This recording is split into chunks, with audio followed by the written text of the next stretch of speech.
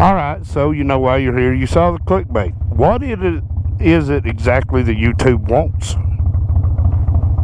Let's dive into it.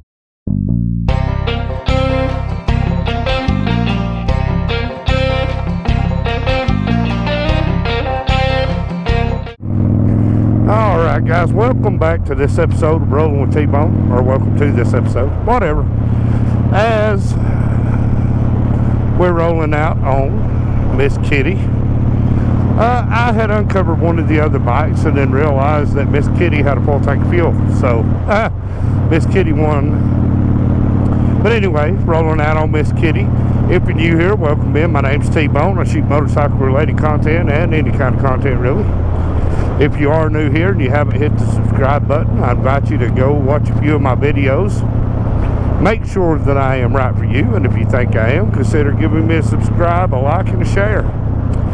And join up with the Rolling with T-Bone crew. If you're old here, welcome back. You know what's going on.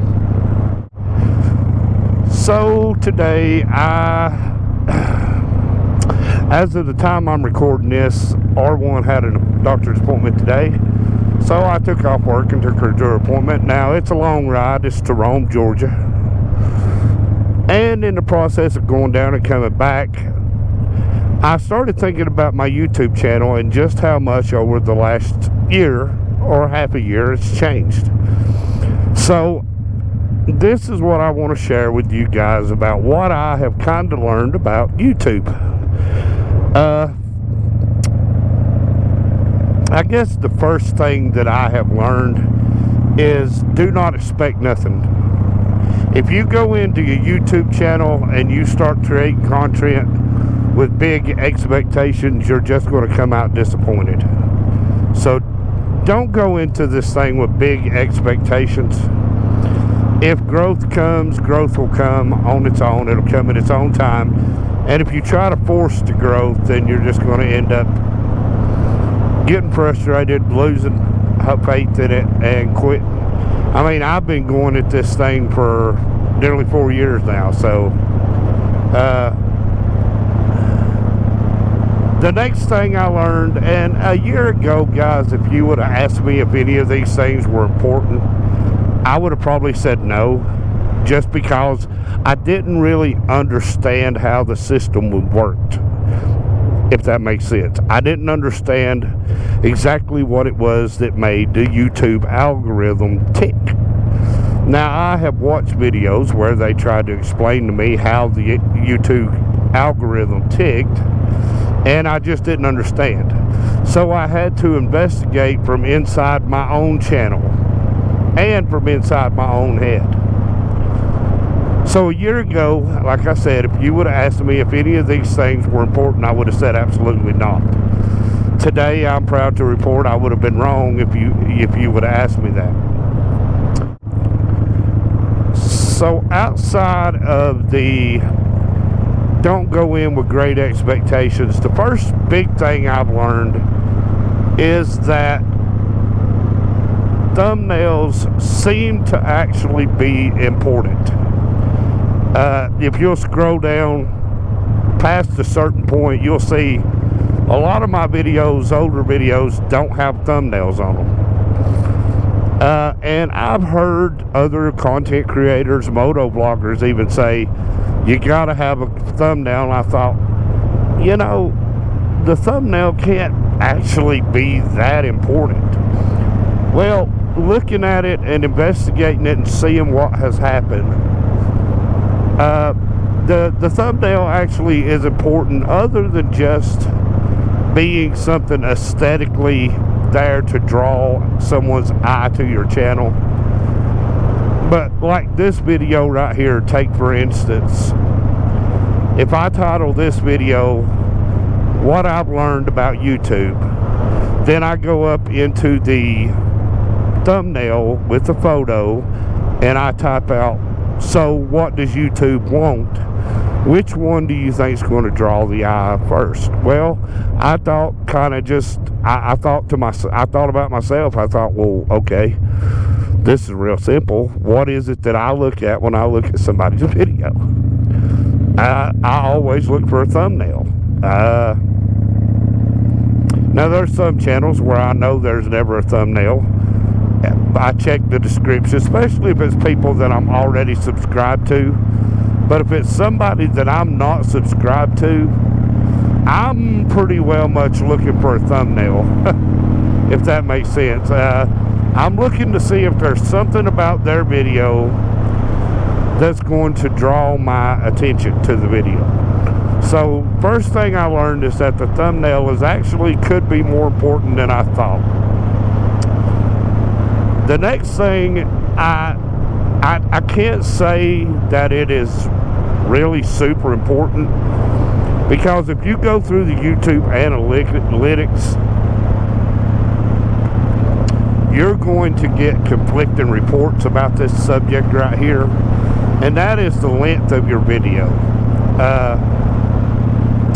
Most all of my videos run anywhere from 13 to 14 minutes, and I have had some go up to 34 minutes. I really try not to go over 34 minutes on a video unless it's a travel video, and then most of the time I'll break it up into 2 or 3 different videos. YouTube says to put out shorts in your content to draw eyes. I can't confirm that, I can't deny that. I've had a couple of shorts blow up and go over 1,000 views. So I can't confirm, I can't deny, but me specifically, and this is just me, I don't spend a whole lot of time on shorts because, one, doing a short, you've got to have something right then happening, I think, to actually make a good short. Especially if you're doing like a lifestyle vlog. If you're vlogging every single day to your channel. Like me, I'm once a week. Monday, 7:30 p.m., that's when I premiere my videos. But if you're doing a lifestyle vlog where you're uploading every single day, then the shorts might actually be more important for you. So I can neither confirm nor deny if they're how important short videos or the entire length of the video is, because with the entire length, if you've got a video that goes 25, 26, 27 minutes, 40 minutes, if it's a good content creator, you're probably going to be more likely to stay throughout the whole video. Especially someone who's more entertaining than me. Yeah, and there are entertaining people on YouTube that do content. Shade Tree Surgeon being one of them. Josh is naturally a funny guy.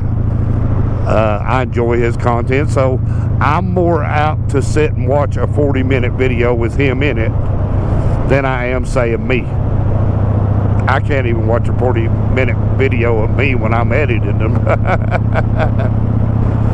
So I'm not sure how important the length of your video actually is. The next thing I've noticed is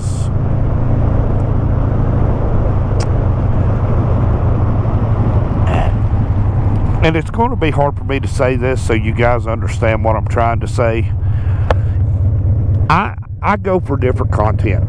I'm not just a guy who sits down and watches only motor vlog content or only motorcycle content. I watch like Dixie Cryptids talk about strange, talking about, cryptids, Wolfman, Bigfoot, Dogman. I enjoy the stories. So the algorithm on my YouTube page is all screwed up because sometimes it's music, sometimes I'll go down a rabbit hole like I've been watching videos the last couple days. A girl called Not the Good Girl, that's the name of her channel, but she dives into like cults and how cults affect people, and it's not just about cults.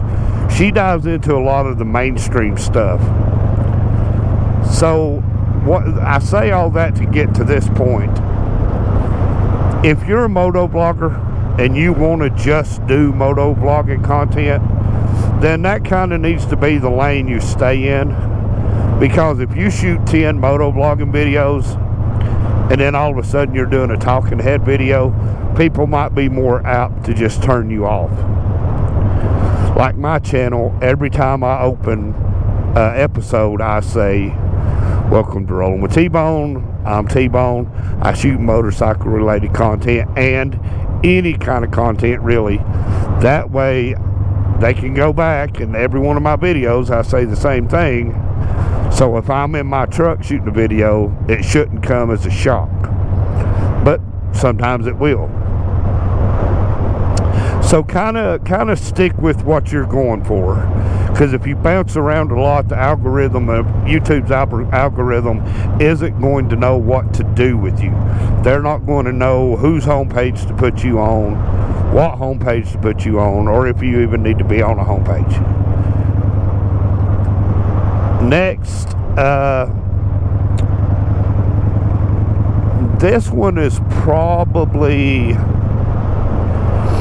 I don't know how serious this next one is, but kind of piggybacking off of that, I've heard people say, well, they stole content. I want to say this right here. You can't steal content on YouTube. It's impossible. What do I mean by that? What I mean by that is kind of like I did a couple of different videos where I piggybacked off somebody else's subject. The first video I did is Motorcycle Culture Dead, which did great, had a lot of views on it. I kind of piggybacked off of a subject that Big Smitty Riding and Bleak Rides had brought up. Now, does that mean I went and stole their subject? Absolutely not, because you're going to be able to, if you're a content creator, if somebody brings up an idea on their channel, or they say something that really gets you to thinking about something, 90% of the time, unless you just plagiarize them completely, you're going to have your own perspective. And that's what I try to do. Like a couple of videos back, Recycled Hooligan had posed the question, are the motorcycle manufacturers trying to push older riders out? Where he challenged not just me, but anybody who watched that video to go make their own video about it and kind of talk about it. And I had my own perspective with it. Sure, I agree with a lot of what he said, and I came around to the same agreements that he had, but I had a different kind of perspective. I kind of put things out a little bit different. So I watched a video here a while back about somebody had made a video and another guy had came through on his channel and he had made a video about the same thing. And the first guy who made the first video got mad, said, why don't you come up with your own original ideas? Why are you ripping off other people's content? There's no way of ripping off content. There's just not.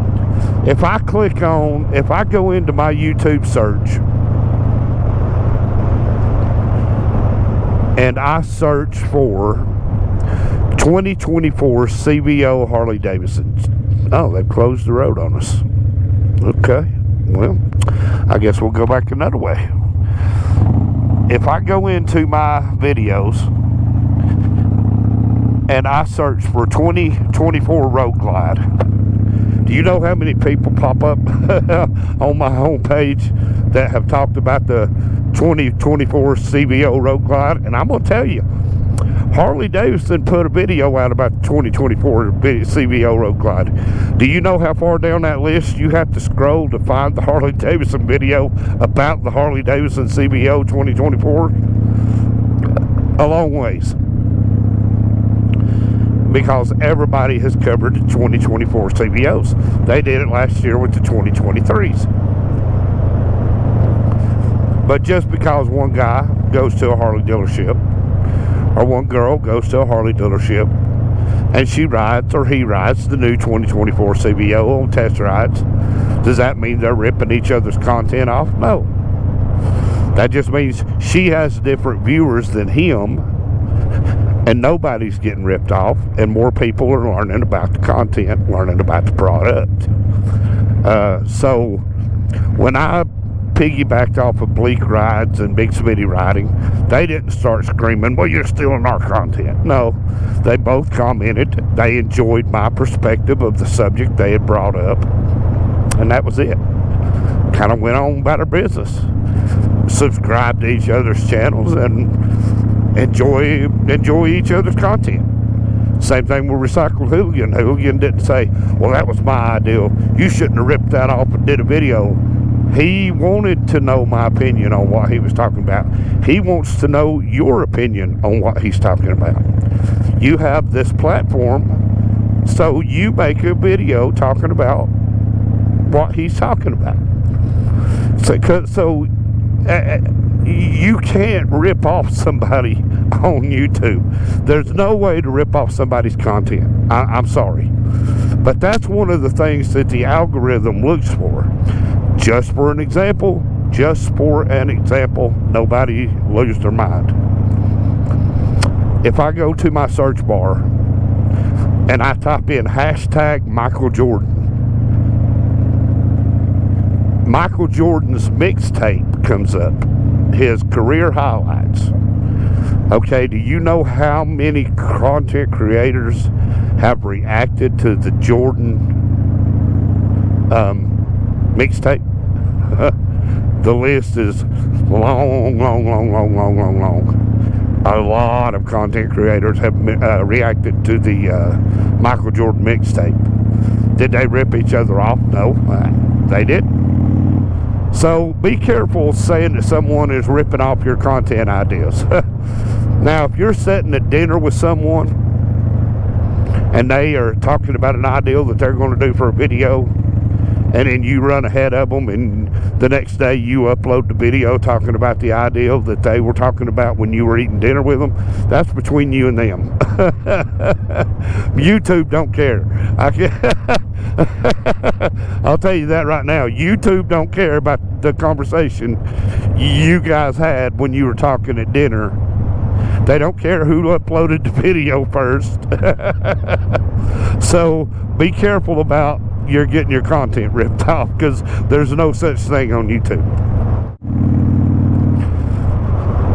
One of the other things, the next important thing I kind of learned about that, again, had you asked me, do I think this is important, I would have said no.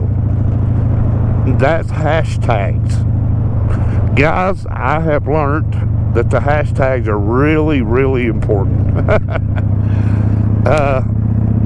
Example, if you go down to the description of this video or any of my past videos and you click on to the hashtag Forgotten Angels, you'll be surprised how quick you pull up a whole list of videos that moto bloggers have made about Forgotten Angels Campout. I've actually found two of the content creators that I follow now from hashtag Forgotten Angels, and one of them is 9 Meals on 2 Wheels. The first time I ever watched the 9 Meals video, it was from the hashtag Forgotten Angels. So the hashtags are very important. And as bad as I hate to say this, you're going to say, well, you're ripping somebody off, but I'm really not. You need to get the more popular hashtags. Like in my videos, I use hashtag Harley Davidson. It has over 1 million hashtag posts. Hashtag Forgotten Angels, hashtag Shade Tree Army, my own hashtag Rolling with T-Bone. And then sometimes I come up with my own hashtags. But if you would have asked me how important the hashtags are, I would have probably said they're not. I don't understand them until I started researching what the hashtag actually is. Excuse me, guys. I'm coughing like crazy. I'm sorry. But that's kind of it, guys. Kind of what today's video is going to be is about is What I've kind of learned just in the last couple of years of studying YouTube, now, is this a foolproof plan to get your videos watched? Absolutely not.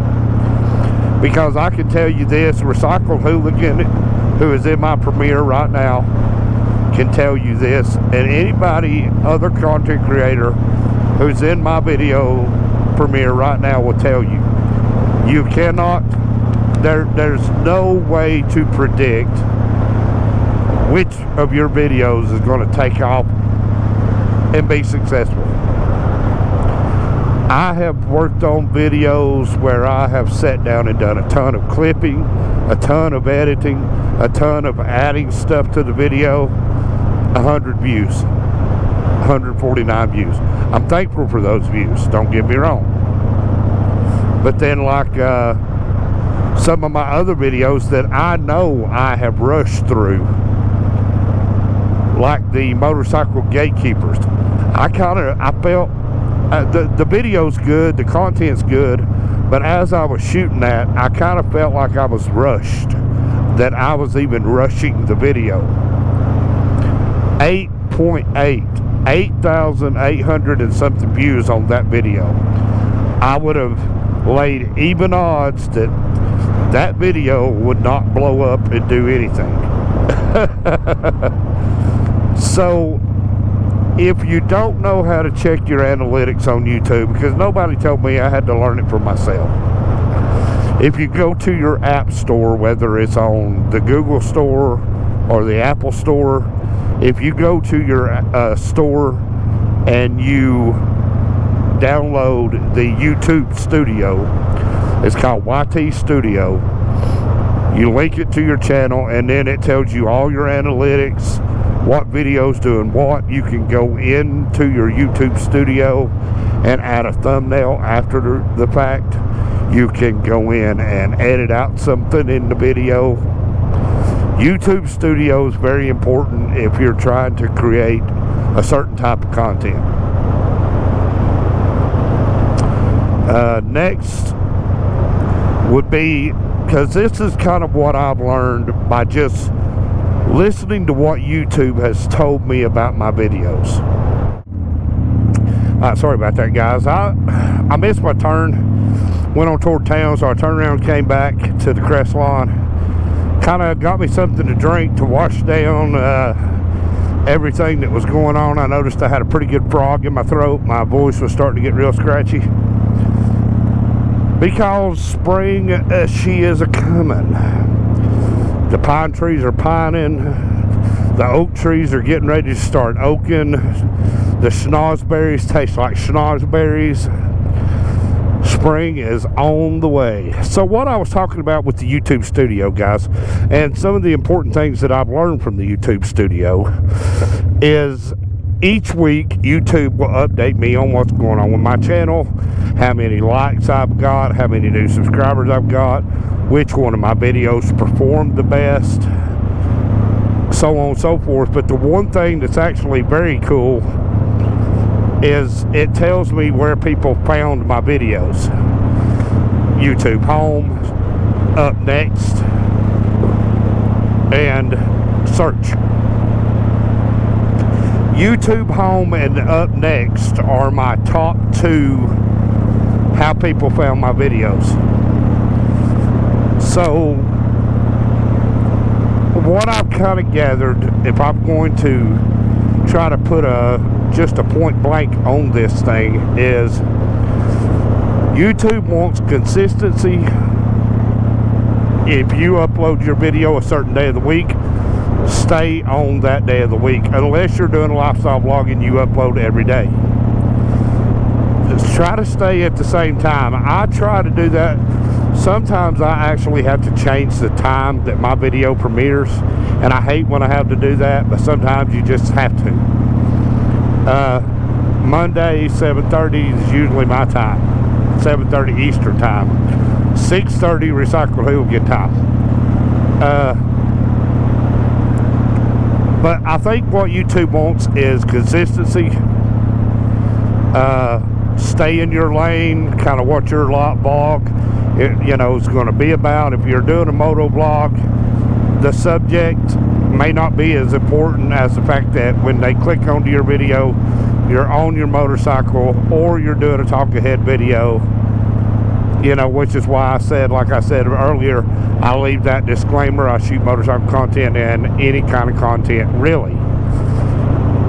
Yeah, so I think consistency, guys, and I think it's just a marriage of thumbnail, hashtag, and popular topics. That's actually one of the things, if you go into the helpful hints of the YouTube studio, they will tell you whatever the topic is that landed on your homepage.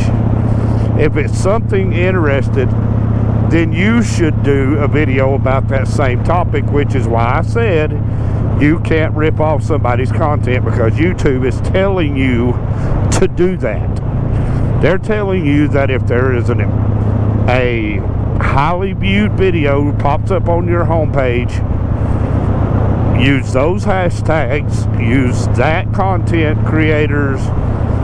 Like I said, if it's Michael Jordan, put that name in your title to help get your views up.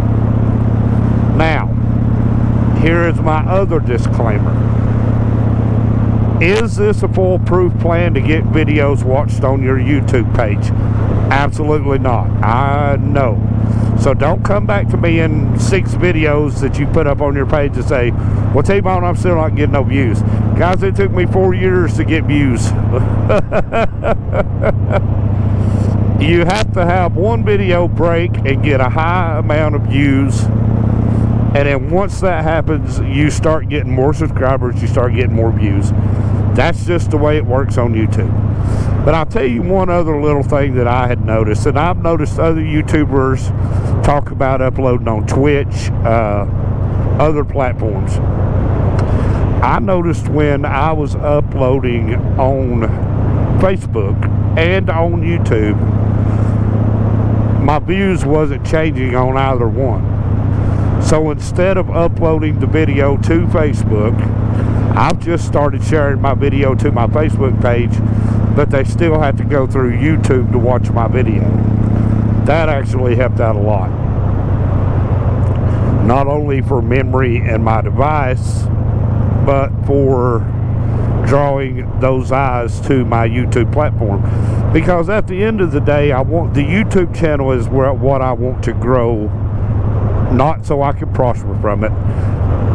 I've already made other videos about that. I don't take money. I've had people here recently, let me just touch on that real quick since I freaking opened that can of worms, that say, get a Patreon or give us your information. We would like to send you money and support your channel. No thanks. I appreciate that. It's flattering, but I don't need that. As long as I can keep a camera rolling, keep a bike rolling, I'm going to be self-sufficient doing this. So thank you. I am flattered and I am honored that you want to do that for me. Believe me, I am. But I don't need it. So, if a point in time comes where I don't think I can manage this thing anymore without help, I'll let you know. But for now, I'm good. So thank you very much. But there it is, guys. What does YouTube want? Like I said, this ain't a surefire thing.